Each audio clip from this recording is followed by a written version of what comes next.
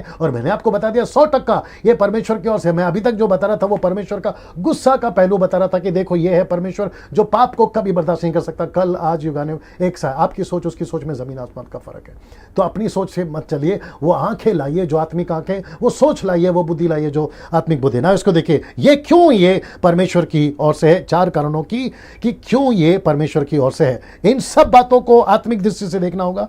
शारीरिक लोग इस बात को नहीं समझ पाएंगे, ये मैं आपको पहले ही बता देता हूं, ठीक है ना। 4 कारणों में से पहला एक, जो कि पहली वजह है जिसको मैंने डाला है सांसारिक वजह। इसको बड़े ध्यान से सुनना, ये रीजन है सांसारिक वजह, मतलब दुनिया की चीजें, दुनिया की बातों की वजह से ये चीजें आई हैं, और ये परमेश्वर का गुस्सा है। मैं रिपीट करता हूं, ये परमेश्वर का गुस्सा है। सलोमी आपका बाइबल रेडी करो, रोमी किताब उसका 8:1-18 से आपको पढ़ना है ना। आइए जानते हैं क्या है ये सांसारिक वजह। मेरे साथ विरोध तो उन लोगों की सब अभक्ति और अधर्म पर स्वर्ग से प्रकट होती है जो सत्य को अधर्म से दबाए रखते हैं, जिसको इंग्लिश में कहते हैं wrath of God from heaven. Now यहां पे टोटल 4 बातें, ये चारों मैं आपके बीच में रख रहा हूं। सबसे पहला है परमेश्वर का गुस्सा 18 से 22 तक में, मूर्ति पूजा 23 से 25 तक में, व्यभिचार 26 से 28 तक में, अशुद्धता यानी कि बिगड़ गई है इंसानियत वो 29 से लेकर 32 तक में, जो अभी आपने पढ़ा सुना सलोमी ने। ये सभी 4 वजह हैं। मैं बहुत जल्दी से इन चारों को रखने जा रहा हूं। आइए पहले इन 4 बातों को देखते हैं। पहला, परमेश्वर का गुस्सा। यशायाह की किताब उसका 13 क्या कहता है, इसलिए मैं आकाश को कंपवाऊंगा और पृथ्वी अपने स्थान से टल जाएगी। यह सेनाओं के यहोवा के रोष के कारण होगा और उसके भड़के हुए क्रोध को के दिन होगा। ना इसको देखिए, परमेश्वर अपने गुस्से को पूरी पृथ्वी पे किसके कारण दिखाएगा, परमेश्वर का गुस्सा क्यों आएगा ना, इसका वजह है ना। इसको देखिए, मूर्ति पूजा। मूर्ति पूजा जिससे परमेश्वर को सबसे ज्यादा नफरत है। क्यों? आज पूरे संसार में मूर्ति पूजा बहुत बढ़ गई है। मूर्ति पूजा से मेरा मतलब है वो हर मूर्ति, यीशु की मूर्ति हो, मरियम की मूर्ति हो, सेवकों की मूर्ति हो। आजकल तो बहुत सारे सेवकों की भी फोटो रखकर उनकी आराधना की जा रही। कितने लोग जुड़ गए अभी? 870। ओके 870 लोग जी ना। मैं चाहता हूं कि मेरे साथ बने रहें, बिल्कुल ध्यान से सुनिएगा। सबसे पहला मैं आपको वापस याद दिला देता हूं, ये 4 वजह के कारण जो है ये समस्याओं को हम देख रहे हैं। परमेश्वर का गुस्सा, मूर्ति पूजा, व्यभिचार, अशुद्धता। परमेश्वर का गुस्सा क्यों है? क्योंकि मनुष्य पूरी तरह से बिगड़ गया है और ये इसी के कारण परमेश्वर गुस्सा आता है। दूसरा, मूर्ति पूजा। पूरी पृथ्वी में मूर्ति पूजा बहुत बढ़ गई। मैं वापस कहता हूं, परमेश्वर को सबसे ज्यादा नफरत अगर किसी चीज से वो है मूर्ति पूजा। परमेश्वर का दास जिसका नाम है पौलुस, प्रेरितों की किताब उसका 17-23-31 में वो कहता है एथेन में जब था तो उसने एथेन के नगर को देखा, उसने कहा कि मैं तुम्हारे नगरों को मूर्तों से भरा हुआ देख रहा हूं, मूर्तों से भरा हुआ देख रहा हूं। पौलुस ये भी कहता है कि परमेश्वर हाथ के बनाए हुए घरों में नहीं रहता। इस स्टेटमेंट को स्टीफन ने भी कहा है कि परमेश्वर हाथ के बनाए हुए घरों में नहीं रहता।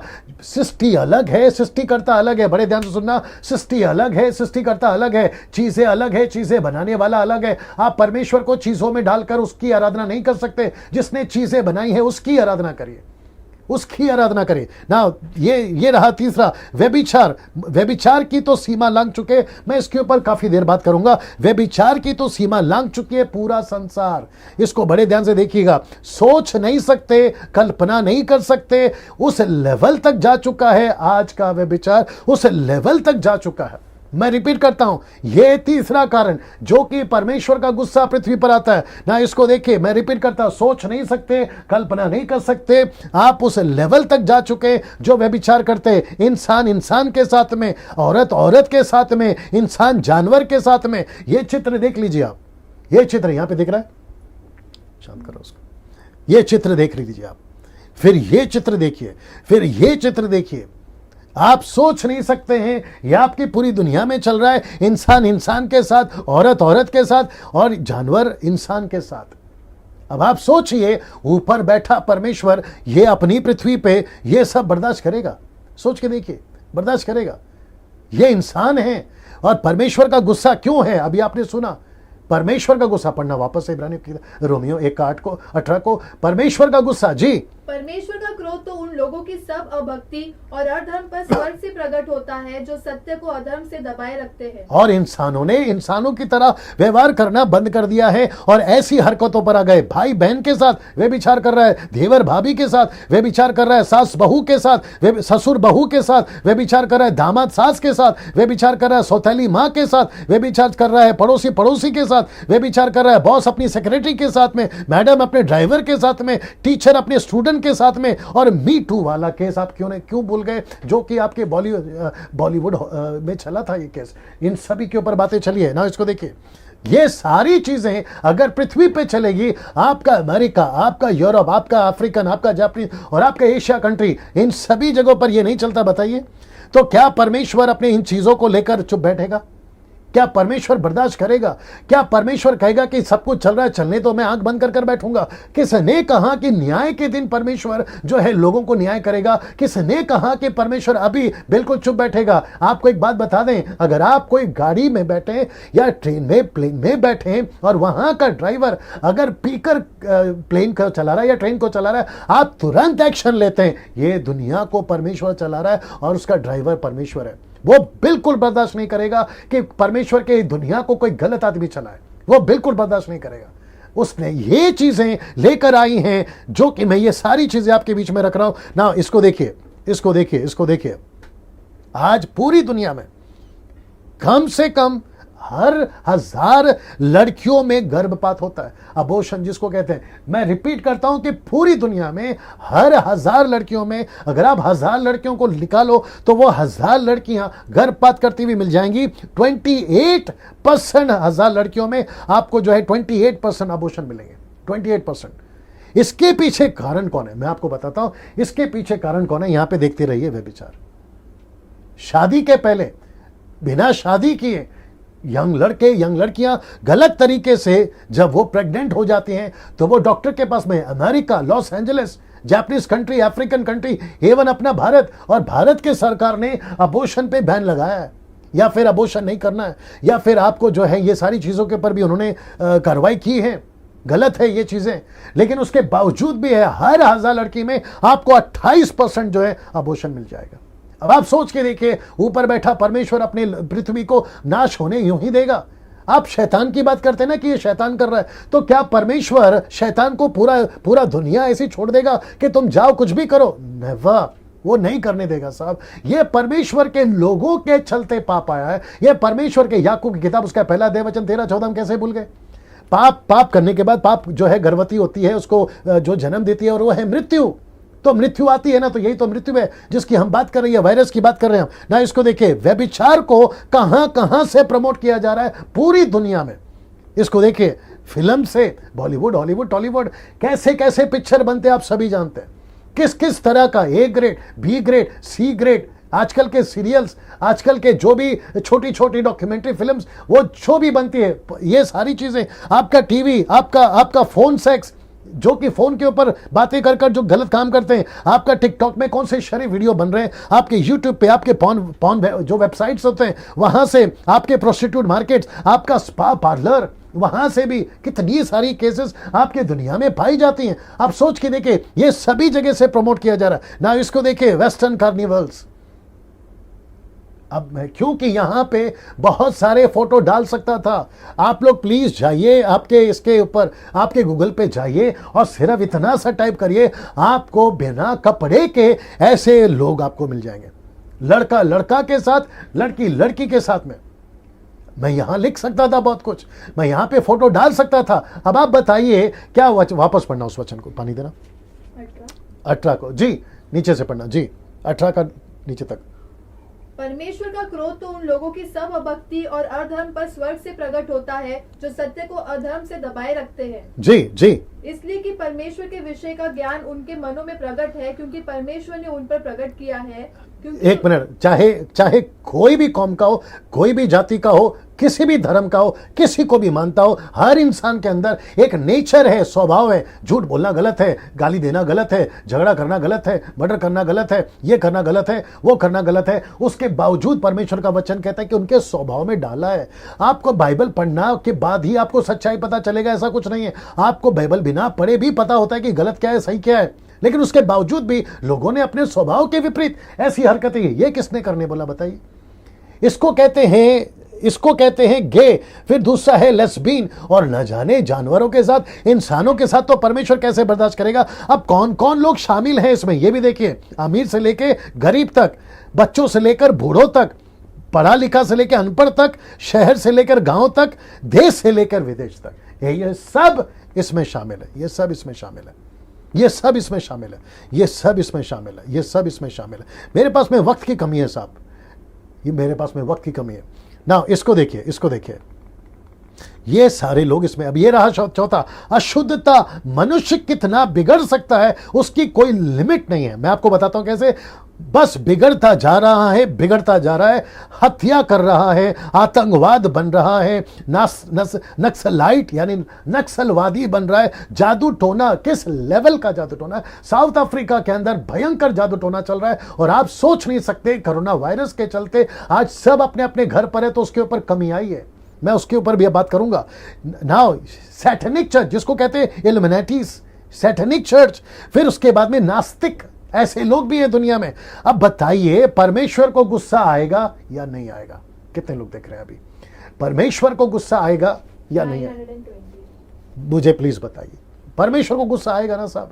अगर ऐसी हरकतें करेंगे तो परमेश्वर को गुस्सा आएगा। पौलुस का कहना क्या था देखिए, इफिसुस की किताब उसका 5:11 में, अंधकार के निष्फल कामों में सहभागी ना हो, वरन उन पर उल्हाना दे। इसको कहते हैं डांटना, उनके कामों पर डांटना। बीच में एक विचित्र व्यक्ति, नाम तो खैर मैं आजकल किसी का भी नहीं ले रहा हूं, बीच में एक विचित्र व्यक्ति ने मुझे कॉल किया, बोला डैनियल भाई मैं बॉलीवुड से हूं, मैं मुंबई के फिल्म इंडस्ट्री से हूं, आपने एक वीडियो बनाया था कि ये लोग जो काम करते हैं इनको अपना काम छोड़ देना चाहिए। मैंने एक वीडियो बनाया था, वो मुझे कहता है कि आपने कैसे कहा, आप मुझे बताइए। पौलुस कहता है ऐसे काम, क्षमा करें, ऐसे कामों पर डांट, ऐसे कामों के जो गलत काम करते हैं उन पर उलाना दे। वो मुझे कहता है कि आपने वीडियो कर, तो मतलब हम क्या प्रचार करें कि तुम पिक्चर का गाना सुनते रहो, तुम मजा करते रहो, गलत काम करते रहो, हम ये प्रचार करें? क्या मूर्खता वाली बात कर रहे हो? हम प्रचार करेंगे वचन से। और देखो क्या लिखा है, क्योंकि उनके गुप्त कामों की भी चर्चा लज्जा की बात है। अब आप सोच के देखिए, अगर पौलुस तब ऐसा लिख रहा है तो आज की परिस्थिति क्या है, ये भी आप सोचिए ना।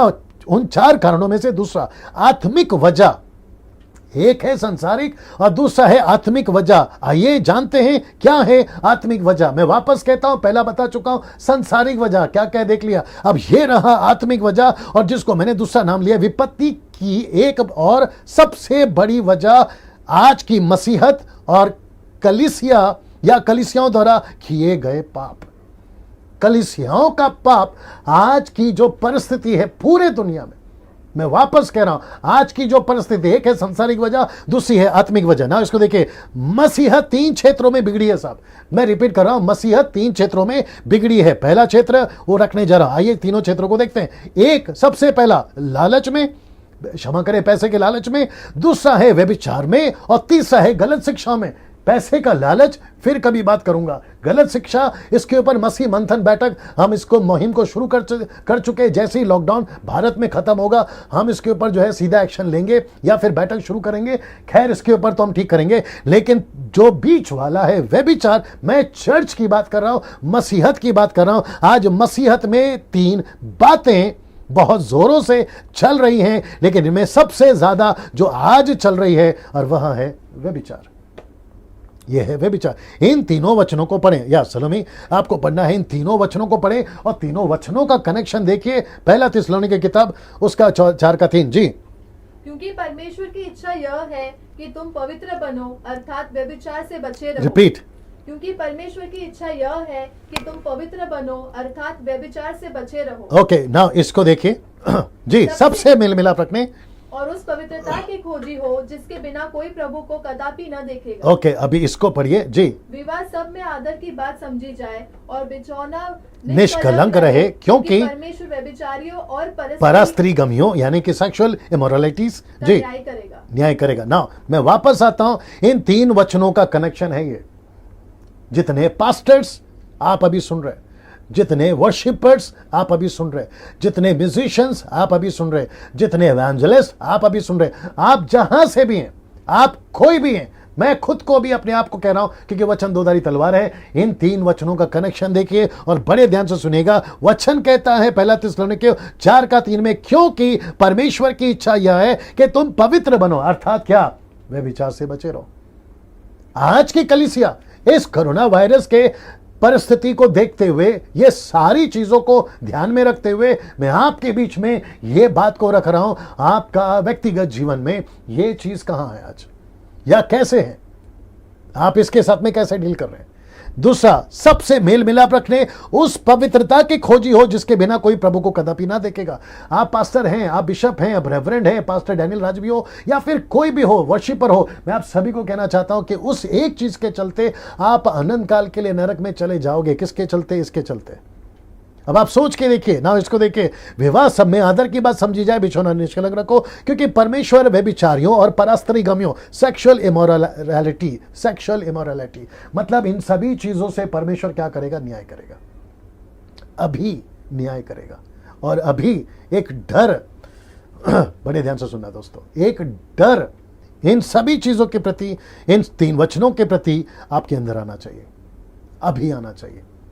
आप ये जो वातावरण देख रहे हैं ना, आप कैसे Facebook, come on get ready now, आप कैसे फेसबुक पे आ सकते हो, आप खुलेआम प्रचार कर सकते हो कि परमेश्वर आपको आशीष देने वाला है, परमेश्वर मुझे आपका घर का नंबर बता रहा है, आपका मोबाइल नंबर बता रहा है, आपको परमेश्वर अमेरिका भेज रहा है, और तुम इन सब चीजों में पड़े हुए कैसे कर सकते हैं आप? ऊपर से आप कहते हैं मैं प्रभु का बड़ा दास हूं, ऊपर से आप कहते हैं कि मैं पूरे वर्ल्ड में घूमता हूं, लेकिन ये हरकतों में आप, तो ऊपर बैठा परमेश्वर आपको ऐसे ही छोड़ देगा? आप कैसे आप लोगों को भी बता सकते हैं ना? इसको देखिए, इसको देखिए ना, इसको देखिए। आज 90% वर्ल्ड के क्रिश्चियनिटी में सेक्सुअल एक्टिविटीज बहुत जोरों से बढ़ रही है, और ऊपर बैठा परमेश्वर 2 चीजों को बर्दाश्त नहीं करता। एक है मूर्ति पूजा और दूसरा है व्यभिचार। परमेश्वर बर्दाश्त नहीं करता, और परमेश्वर कहता है कि अगर ये चीजें मेरे घर में चल रही है, मतलब मेरे चर्च में, जिसको आप लोग नाउ लिसन, अभी कम से कम 15-20 दिन से, कम से कम 15-20 दिन से चर्च बंद पड़ा है। आपके चर्च का साउंड बॉक्स बंद पड़ा है, आपके चर्च की घंटी अभी नहीं बज रही है, आपका चर्च का पुलपिट खाली पड़ा है, आपका चर्च का माइक में कोई नहीं आ रहा। एक वक्त था आपने ऐसी हरकतें करके आपके चर्च का इस्तेमाल किया। मैं वापस कह रहा हूं, 90%, 10% लोग अच्छे हैं। वो 90% लोगों को अभी मेरे स्टेटमेंट से तकलीफ होगी, मुझे इससे कोई फर्क नहीं पड़ता, ठीक है ना? आप वो सब कुछ करके, परमेश्वर कहता है कि बेटा मैं तुमको एक लेसन दे रहा हूं, मैं तुमको एक सबक दे रहा हूं, मैं तुमको एक ऐसा दंड दे रहा हूं जहां तुम बैठकर सोच सकते हो कि मेरे चर्च के साथ में, मेरे पुलपिट के साथ में, मेरे माइक के साथ में, मेरे कीबोर्ड के साथ में, मेरे गिटार के साथ में, मेरे म्यूजिक के साथ में, मेरे गीतों के साथ में, गीतों के पुस्तक के साथ में तुम मनमानी नहीं कर सकते, नहीं कर सकते। आपको बहुत संभालना है। जब ये लॉकडाउन खत्म हो जाएगा, जब सब कुछ नॉर्मल हो जाएगा, मैं उन सभी वर्शिपर, म्यूजिशियन, पास्टर, खुद की भी बात कर रहा हूं, उन सभी से मैं कहना चाह रहा हूं कि जब आप अगली बार माइक पकड़ोगे, आपके अंदर एक डर आना चाहिए कि मैं जिसके लिए गीत गा रहा हूं, जिसके लिए गिटार बजा रहा हूं, जिसके लिए मैं प्रचार कर रहा हूं, बाइबल को पकड़ रहा हूं, वो परमेश्वर भाई योग्य परमेश्वर है ना। इसको देखिए, मसीहत में एक्स्ट्रा मैरिटल अफेयर चल रहा है, जिसके चलते मसीहों में आजकल तलाक हो रहे हैं। आज गर्लफ्रेंड और बॉयफ्रेंड का चक्कर तो मानो कॉमन हो गया है, कॉमन हो गया है।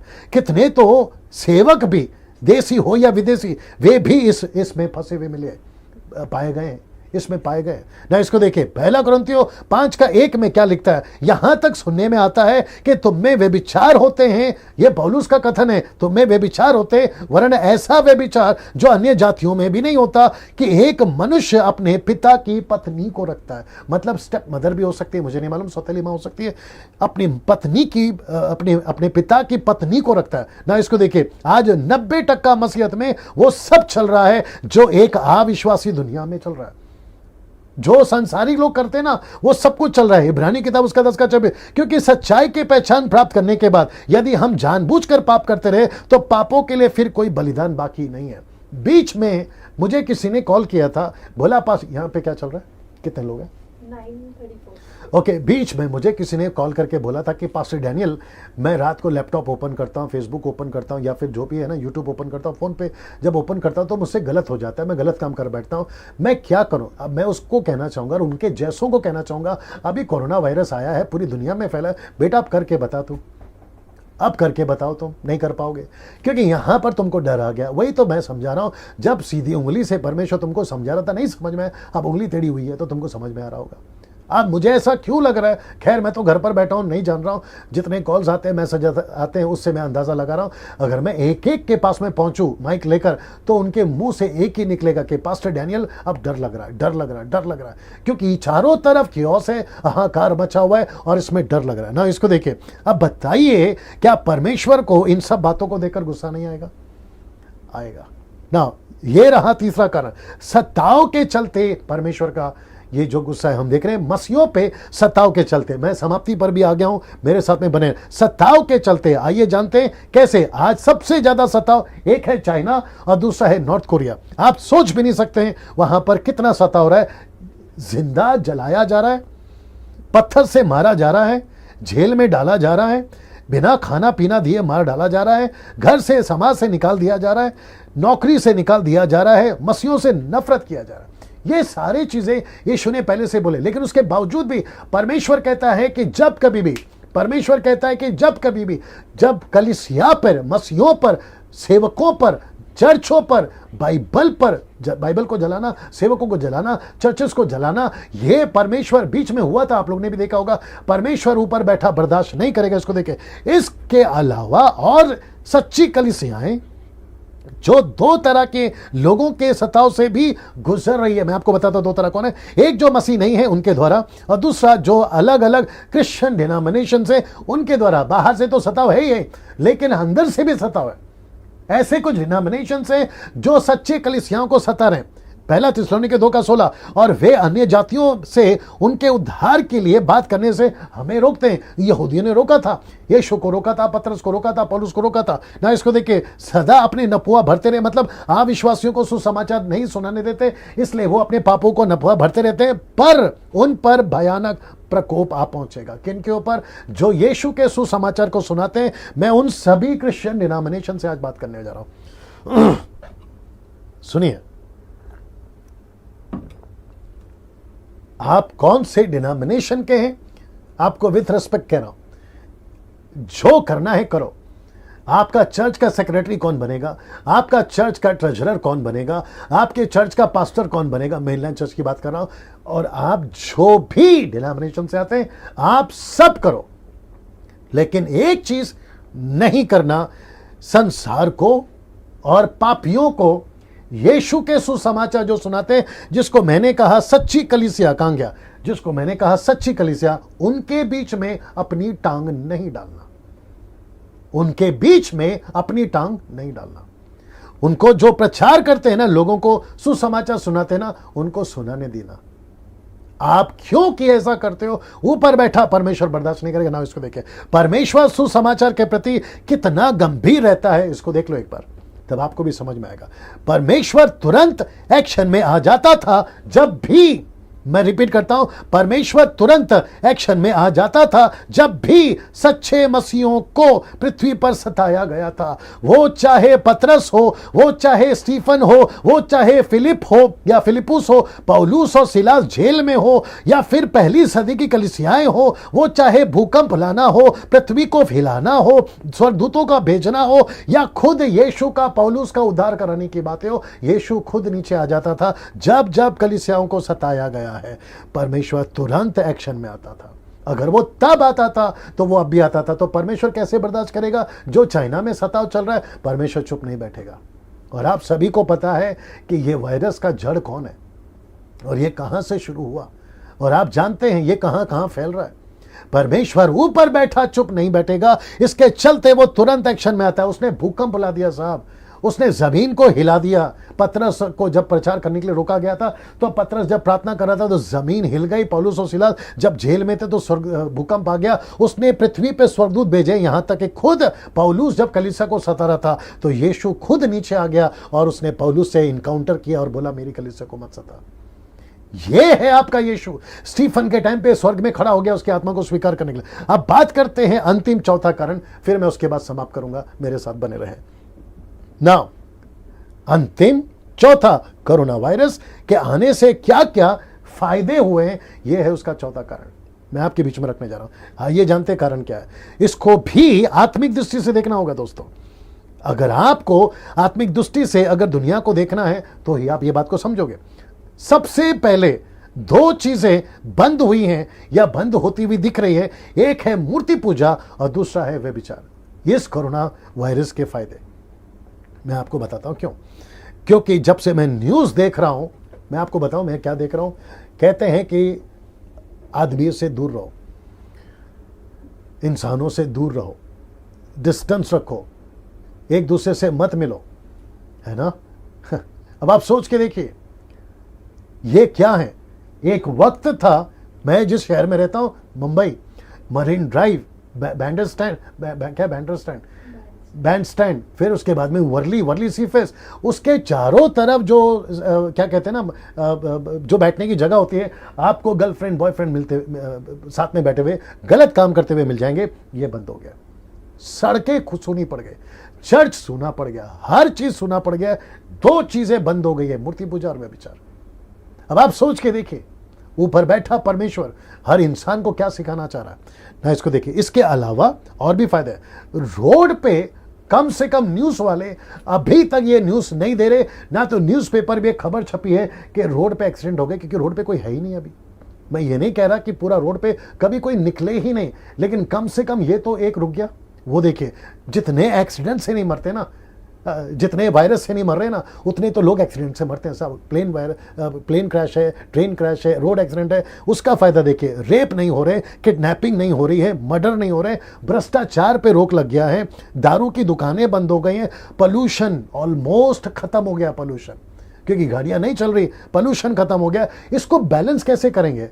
इसको कहते हैं ओजोन लेयर, जो कि आकाश में ओजोन लेयर है, उस पे नियंत्रण पड़ा है, आपके नेचर पे नियंत्रण पड़ा है। आपके जो बर्ड्स हैं, चिड़ियां हैं, वो आपको हर जगह दिखाई देंगी। और ऊपर से सड़कों पे एनिमल्स नजर आ गए, हिरन है, जानवर है, वो तक आ गए। इनका फायदा हो गया। अब अंत में दो बातें बताकर मैं समाप्त कर रहा हूं।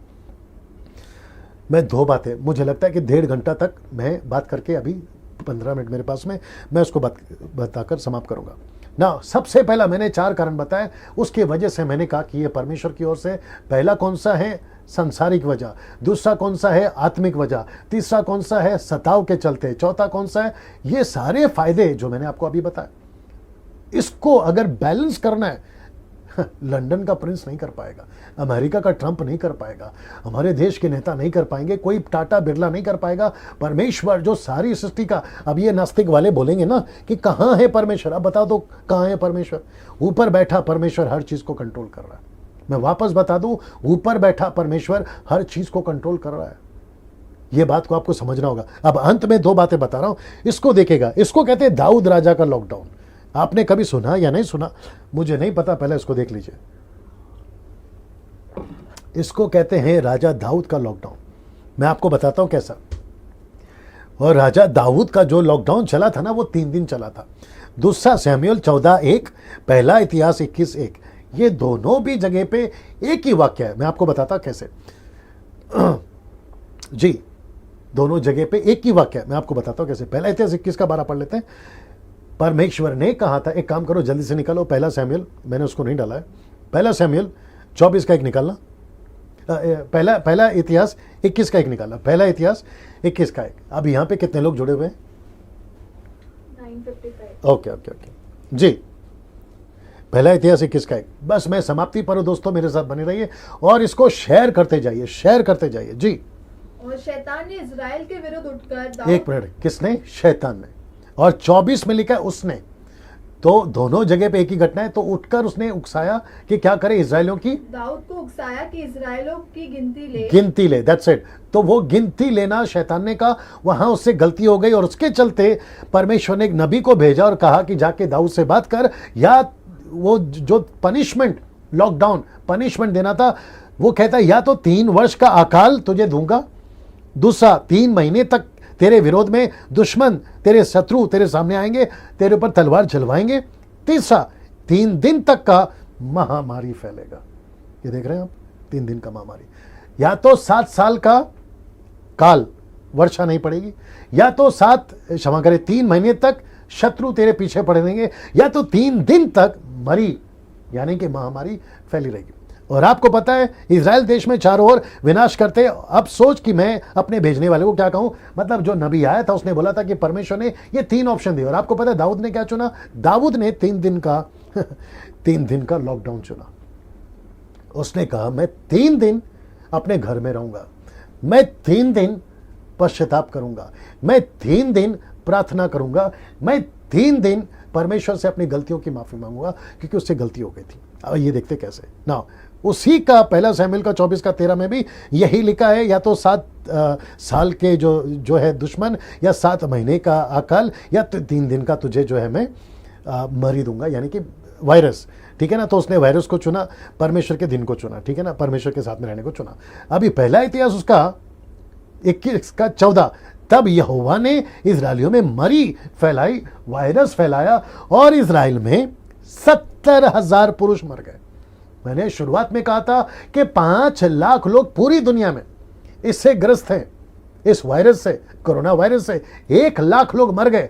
लेकिन जब दाऊद का टाइम था तो 70,000 लोग मर गए, 70,000 मर गए। उसके बाद अब देखो क्या होता है, जैसे ही बात यरूशलेम की आई, क्योंकि परमेश्वर मारते मारते मारते यरूशलेम पहुंचा। यरूशलेम कौन है आप जानते हैं?